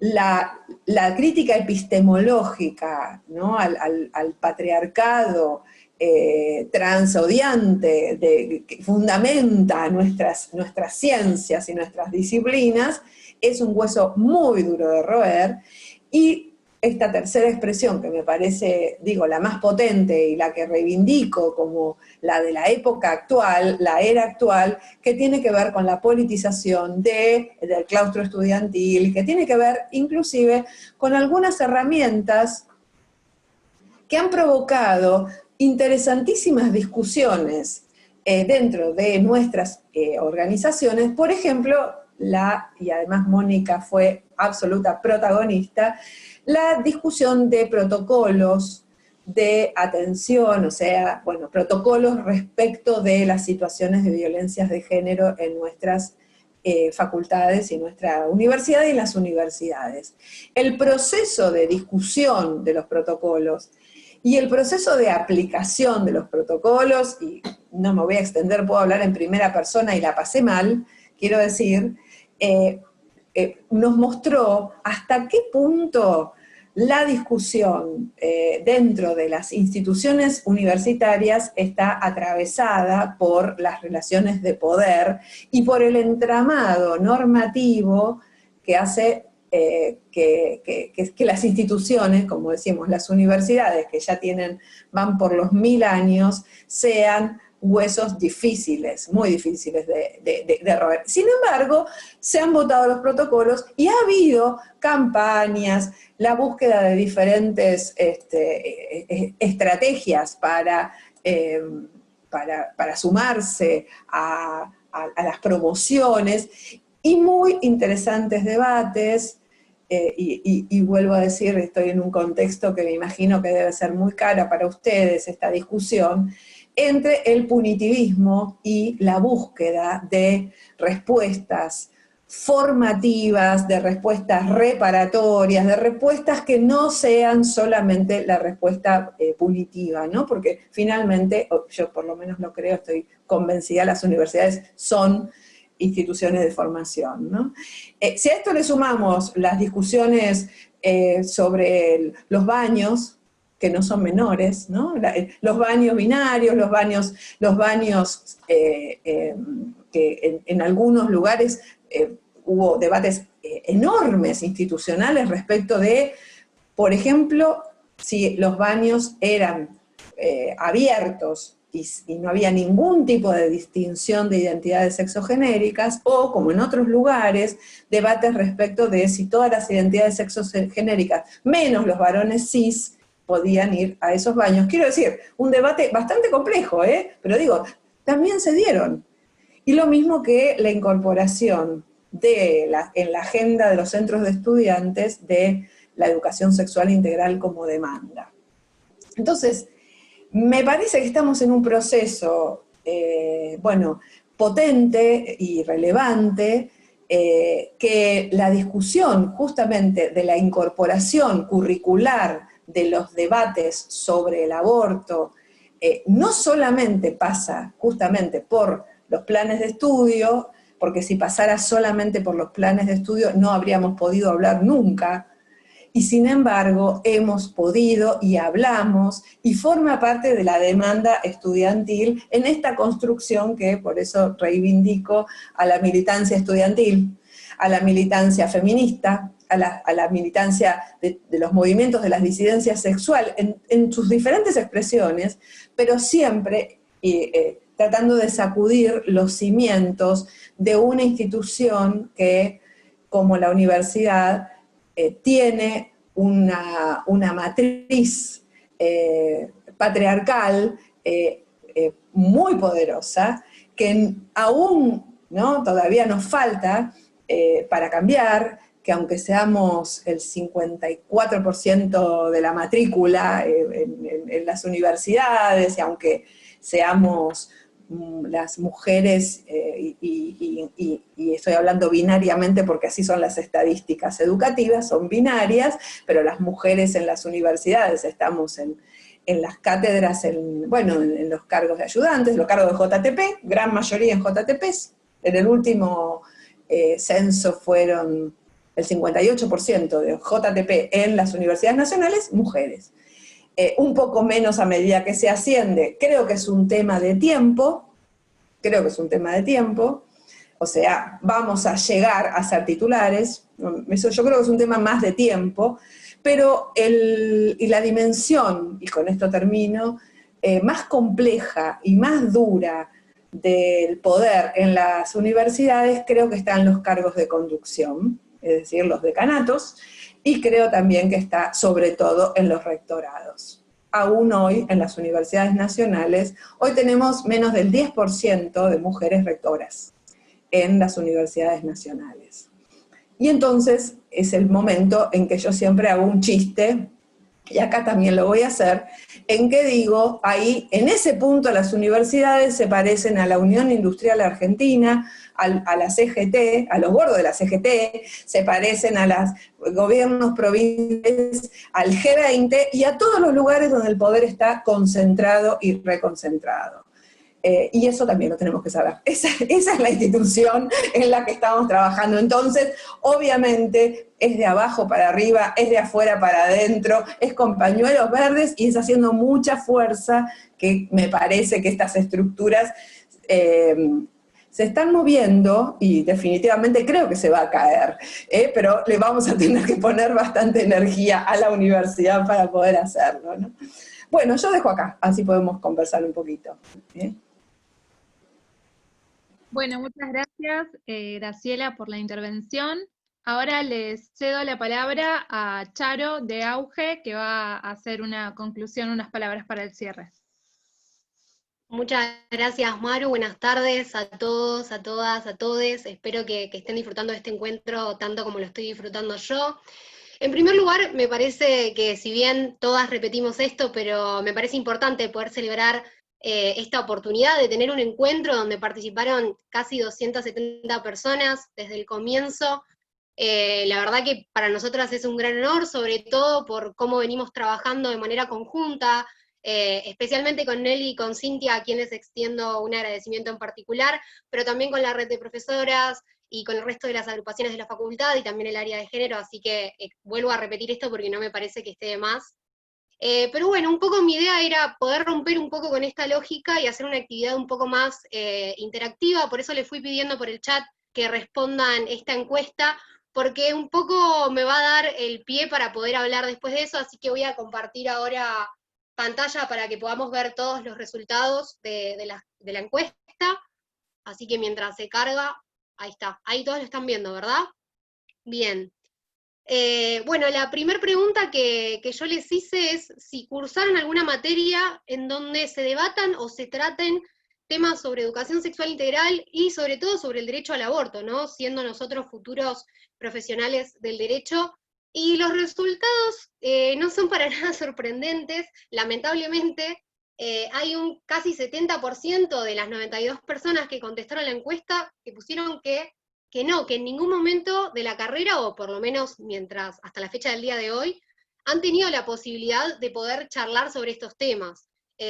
Obviamente es una encuesta parcial, pero creo que refleja en cierto punto a lo que los estudiantes y las estudiantes de la facultad nos enfrentamos todos los días. Como decía Julia al principio, todas debemos tener alguna anécdota de habernos peleado o discutido con algún profesor en relación a algunos términos y lógicas que, bueno, no debemos avalar y que vamos a seguir discutiendo hacia adentro de nuestra casa de estudios. Pero un dato particular en relación a esta pregunta es que desde el 2006 tenemos la ley 26.150, que es la ley de educación sexual integral, que supuestamente debería haberse implementado en todos los niveles del sistema educativo, pero al día de hoy hay evidentes obstáculos que no permiten su efectiva implementación.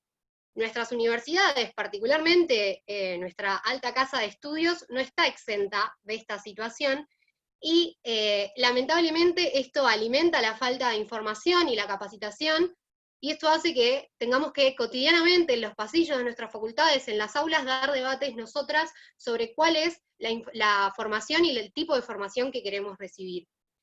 Como decía Mónica en la apertura, nuestra facultad todavía tenemos que seguir dando y discutiendo debates para poder realmente discutir una educación feminista y con perspectiva de género. Nuestra casa de estudios particularmente muchas veces se piensa a sí misma como un pulmón artificial del patriarcado, con personalidades que alimentan ese sentir.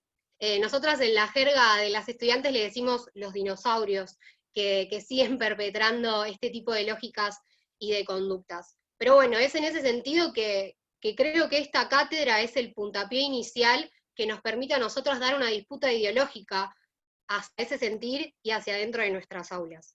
Y ahora voy a pasar a la segunda pregunta, que bueno, refleja un poco si consideran que es necesario que sigamos potenciando estos espacios de debate, de encuentro, ¿no? Y bueno, como decía anteriormente, no tenemos un ámbito quizás dentro de nuestra facultad que nos nuclee para poder discutir no solo ahora el aborto, sino todas las cosas que suceden por fuera de ella. Muchas veces nos encontramos con personalidades que retroceden décadas cuando nosotras intentamos avanzar en este sentido. Pero bueno, esta situación, como decía antes, lejos de desanimarnos, nos lleva a tomar más impulso para profundizar los cambios y transformaciones que hay que discutir en nuestra facultad. Hoy estamos discutiendo sobre un debate en torno a la IBE, pero mañana tenemos que exigir la implementación de la ESI, una perspectiva de género transversal en todas las materias, y muchas otras cuestiones que hoy en día no están subsanadas, lamentablemente. Como decía, esta cátedra es un precedente para que nos encontremos con sororidad y unidad y nos hermanemos para dar los debates que sean necesarios y que consideremos necesarios dar, sobre todo. Porque como estudiantes nos pensamos también como profesionales empapados de la realidad, ¿no? Porque queremos ser profesionales en el día de mañana, esperemos que a mí me llegue pronto, queremos ser profesionales que abonen a un proceso de transformación social. Que esta cátedra sea el puntapié inicial para seguir dando una batalla para conseguir un mundo más igualitario. Porque como dijo nuestra compañera Victoria Donda, sobrevivir a la clandestinidad es un privilegio para las que tienen, y no queremos más una sociedad que invisibilice una práctica que sucede de manera cotidiana. Nos queremos libres de decidir sobre nuestros cuerpos, más allá de nuestras posibilidades económicas. Así que aborto legal ya, compañeras, y lo vamos a tirar si es que no se cae solo. Muchas gracias.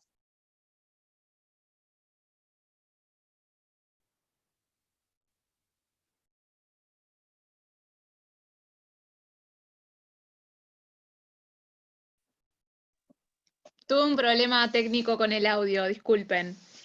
Muchas gracias, Charo. En este momento, en el chat habían varias preguntas, pero antes de pasar con las preguntas, si sigue por acá Nina Brugo, le damos la palabra que había pedido para hacer una pequeña intervención.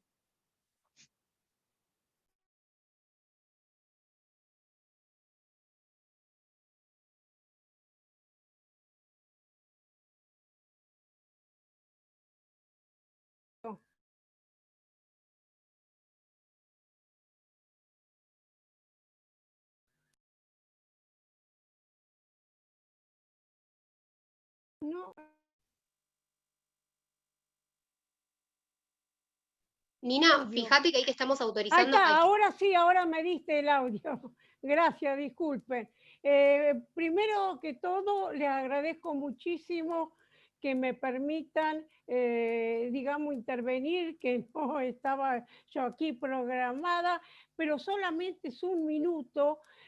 Soy abogada, como muchas de las que están acá, y si ustedes que son estudiantes de abogacía, y quiero traer algo fundamental que hace a la historia de esta lucha en la Argentina, que es el recuerdo de Dora Kolodesky.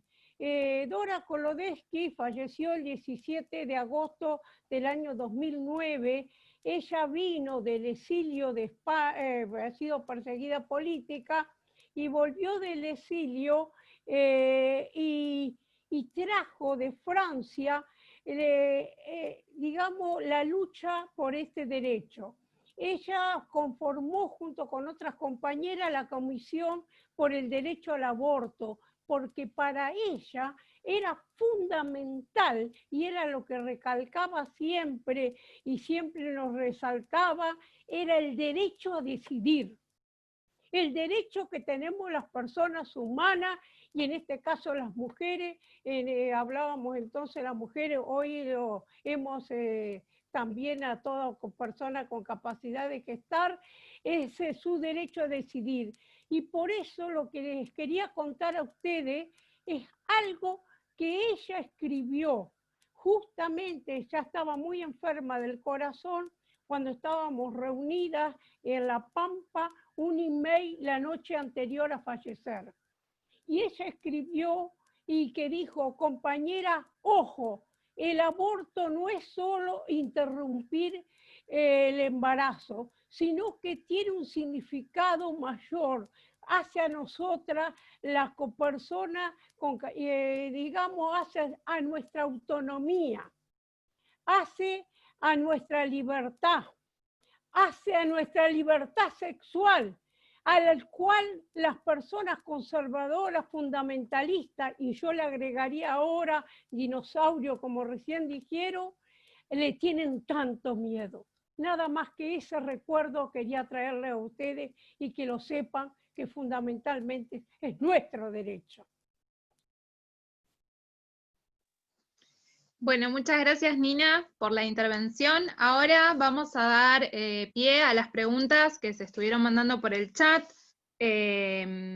Bueno, primero tenemos una pregunta que la hizo Camila Belén Rodríguez, que es para todas las expositoras en general, y pregunta si consideran que las reservas que hizo Argentina sobre la Convención de los Derechos de los Niños son un impedimento para la aplicación y la legalización del derecho a decidir.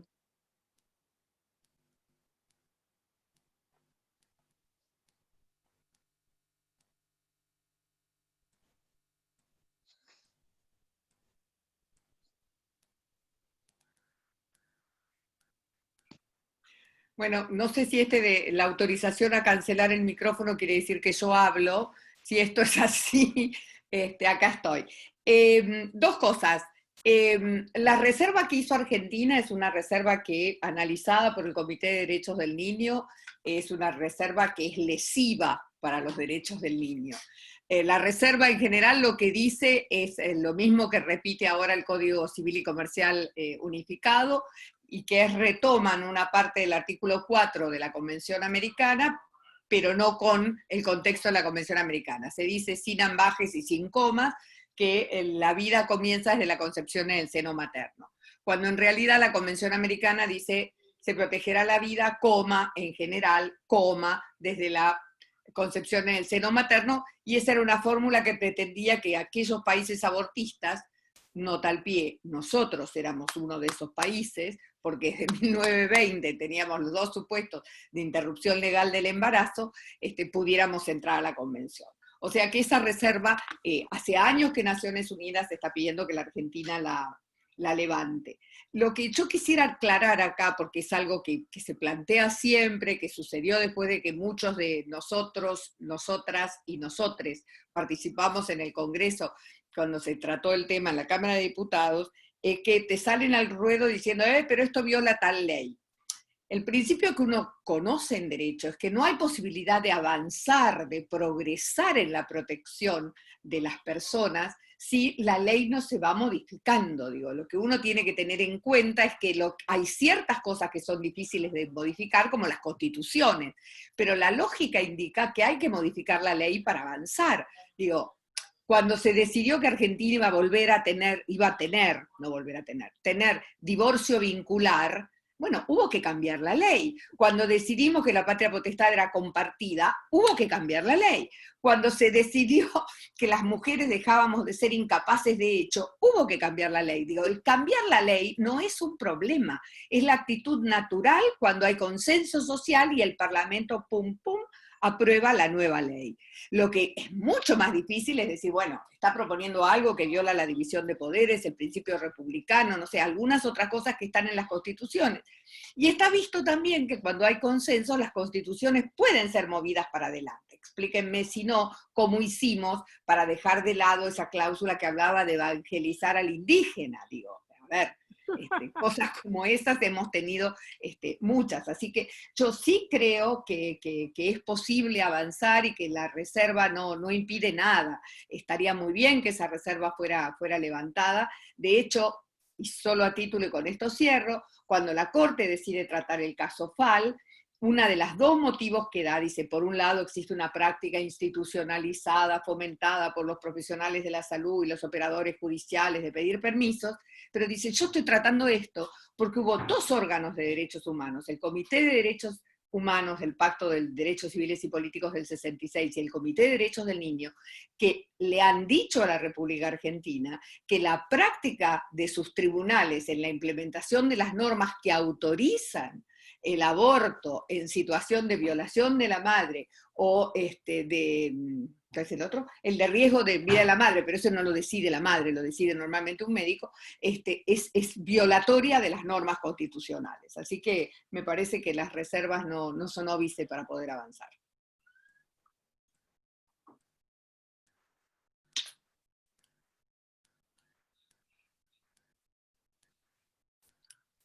Bueno, excelente. No sé si alguna de las panelistas quiere agregar algo más a la respuesta. Pila. Perfecto. Entonces pasamos con la siguiente pregunta. Perdón. Pila Minchersky estaba pidiendo la palabra. Ah, perfecto. No vi, disculpen.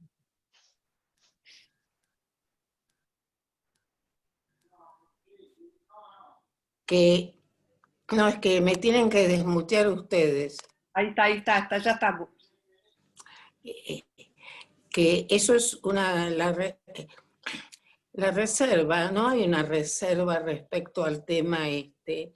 La única reserva técnicamente válida en la Convención de los Derechos del Niño es la que tiene que ver con adopción.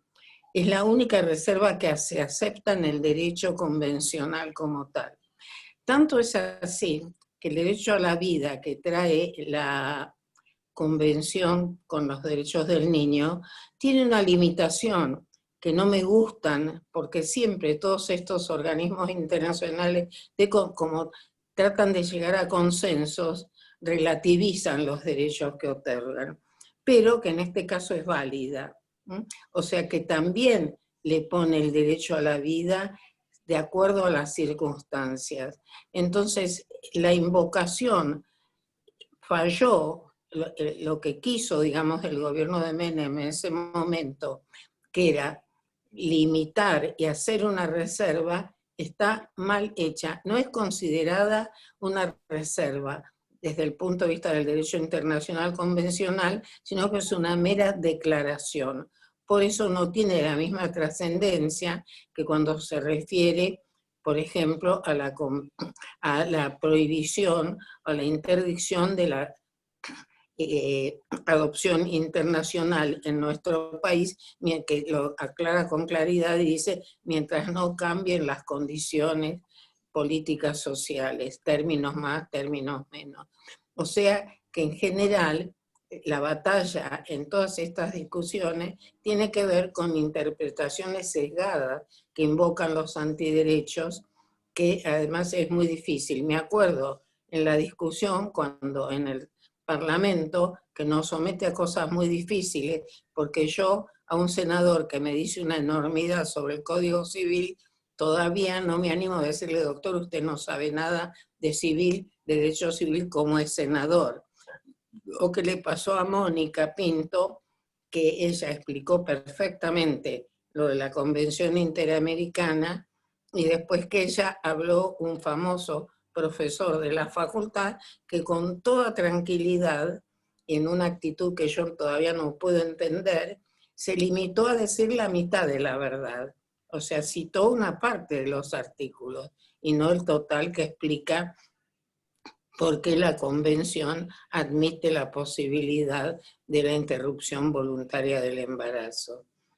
Eso es uno de los temas que encontramos de dificultad en la discusión, porque el senador Mayán llegó a decirme a mí que el niño tenía domicilio o tenía nombre porque tiene el ADN, o que tenía domicilio en el seno materno. Entonces, todos los que estudiamos derecho sabemos que todas esas cosas son, bueno, pero nos cuesta, todavía nos cuesta increpar a un senador, porque por otro lado decimos, pobre república, ¿no?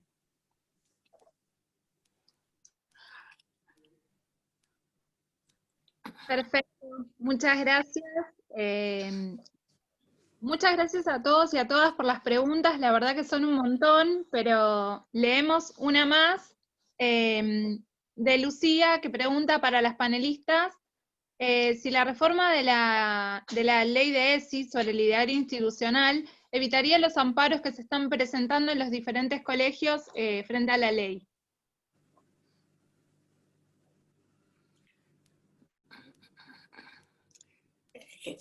Perdón, que aclare los amparos a qué se refieren.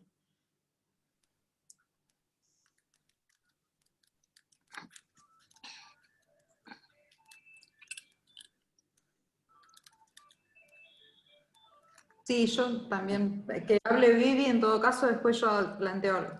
No, yo quería esa pregunta. Aclara vos, Viviana, por favor.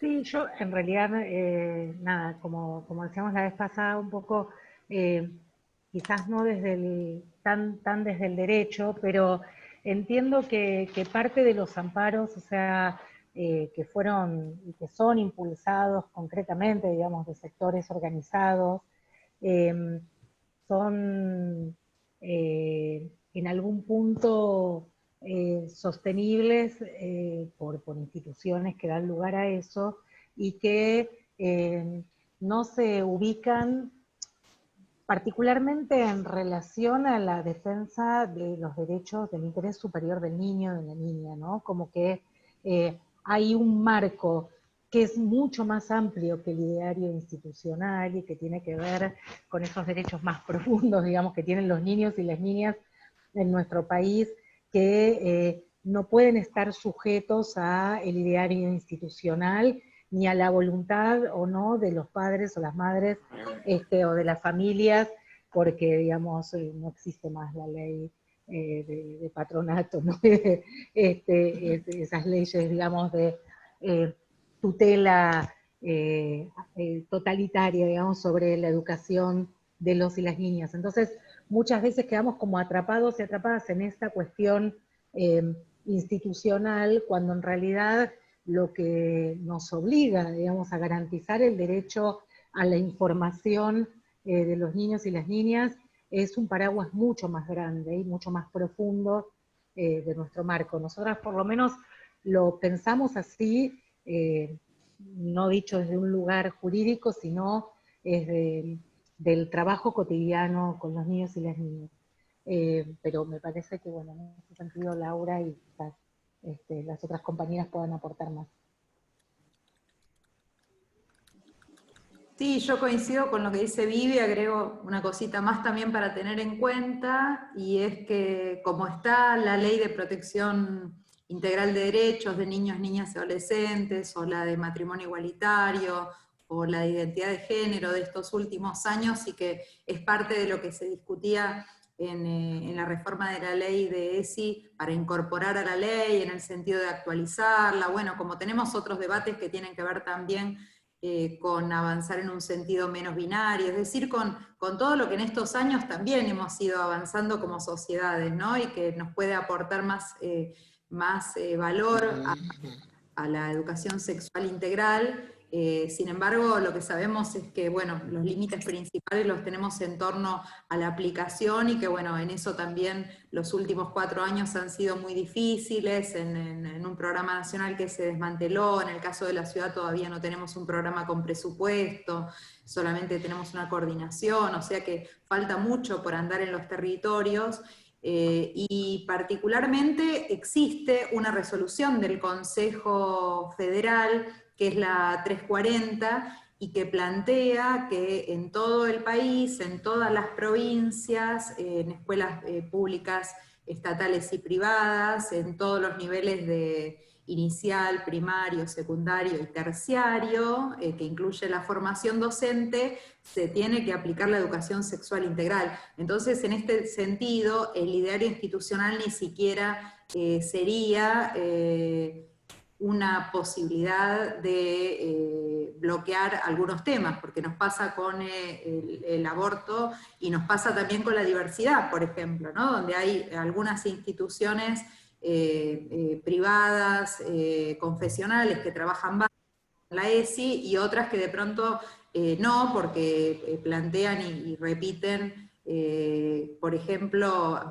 cosas que hoy nos parecerían medievales mínimamente, como esto de que las personas homosexuales son enfermas, ¿no? Pero plantean estas cosas tan así tremendas y crudas como nos pueden parecer a nosotras hoy, alejadas de la realidad que transitamos, pero que sin embargo suceden. Entonces, bueno, por ahí esto de que la ley que se logró en su momento, con algunos condicionamientos que eran los que hacían posible que se votara, como sucede muchas veces con leyes que se aprueban, que sabemos que son fruto de consensos y que tienen que ver con las posibilidades a veces y no lo ideal, pero sin embargo, bueno, en la medida en que en la sociedad vamos avanzando en mayores consensos, como hoy sucede con el aborto, y por eso lo podemos debatir hoy, y seguramente no lo habríamos podido debatir hace 30 años, bueno, hoy nos encontramos también con que con la ESI podemos dar un pasito más, y es parte del debate que podemos dar como sociedad, y que en la letra de la ley quede más explícito esto que de todas maneras, bueno, si pensamos, insisto, en la resolución del Consejo Federal, en la 340, ya hay elementos para que ningún ideario institucional bloquee un contenido de ESI, ¿no?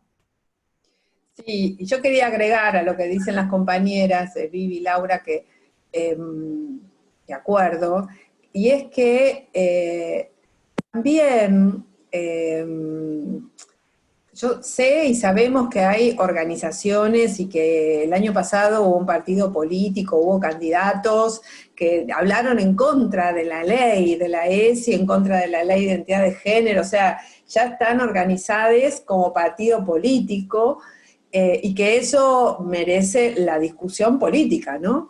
Pero que hay otras formas, que últimamente en diferentes foros vamos como discutiendo, que hay otras formas que creo que también forman parte del desafío pedagógico de poder hablar de la ESI con muchos más sectores, ¿no? Y me quedo pensando cuando Mónica decía el desafío de separar las propias creencias el desafío docente es el desafío de una persona que finalmente, y lo voy a decir desde una perspectiva positiva, es una persona que es funcionaria del Estado. No digo en el sentido funcionario de la persona que es una burócrata. No me refiero a la persona burócrata, me refiero al sentido estricto de que nuestro trabajo docente, desde el nivel inicial hasta la universidad, está regulado por el Estado y además forma parte, está metido adentro de un Estado. Entonces, es un enorme desafío de formación poder trabajar lo que tal vez emocionalmente o psicológicamente sería como una forma de disociación, pero hay que poder disociar las propias creencias y expresarlas como creencias, y en todo caso, como las preferencias de una parcialidad, y decir, para nuestra comunidad es preferible el matrimonio entre dos personas heterosexuales, y es preferible el ejercicio de la genitalidad sexual, coital, para tener, ¿no? Para garantizar la reproducción. Pero no puede en nuestro país, y eso es con la 340, sin la 340, con el artículo 5, sin el artículo 5, no puede decir que otras formas de construcción de vínculos sean inmorales, o sean ilegales, o sean enfermedades. No puede. Ya con las leyes que tenemos no lo puede decir. Entonces el enorme desafío político es poder construir, aún con el pueblo creyente, porque hay muchas docentes que pertenecen al pueblo creyente, ¿no? Digo, me refiero a esto, al pueblo, o sea, al pueblo, a las personas que no están, no tienen los intereses de con mis hijos no te metas con financiamiento por externo, sino que están ahí, que son de alguna manera... o sea, son los capilares del Estado la escuela, ¿no? Todos los niveles. ¿Qué hay enfrente? Enfrente está la sociedad civil. Es como, ahí está. Y en esos capilares del Estado tenemos que tener muy clara la posición docente, que es una posición estatal. Es estatal, no es el gobierno, es el Estado. Y entonces, me parece que, me parece que para adelante, y pensando en políticas de formación y políticas curriculares, también poder discutir esta distinción que es necesaria y que por lo menos me parece que es potente para poder pelear, ¿no? Con lo que tenemos. Hoy tenemos un montón, o sea, no pueden decir algunas cosas. Y si las dicen, bueno, qué sé yo.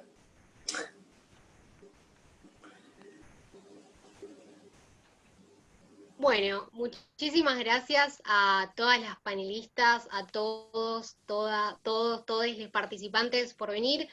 Vamos llegando al final, me toca a mí las despedidas, pero antes quiero que se agenden que todos los martes en este mismo horario y con este mismo link van a poder ingresar a los restantes encuentros. Les cuento que el martes 8, es decir, el martes que viene, vamos a estar discutiendo sobre el derecho al aborto desde la perspectiva jurídica, así que esperamos que todas, todos y todes puedan volver a encontrarse con nosotras en este espacio, que la verdad que el día de hoy nos vamos súper felices y contentas por la convocatoria que ha tenido, la participación de ustedes que han llegado hasta el final. Así que bueno, muchísimas gracias. Nos vemos el próximo martes. Saludos y buenas noches a todos.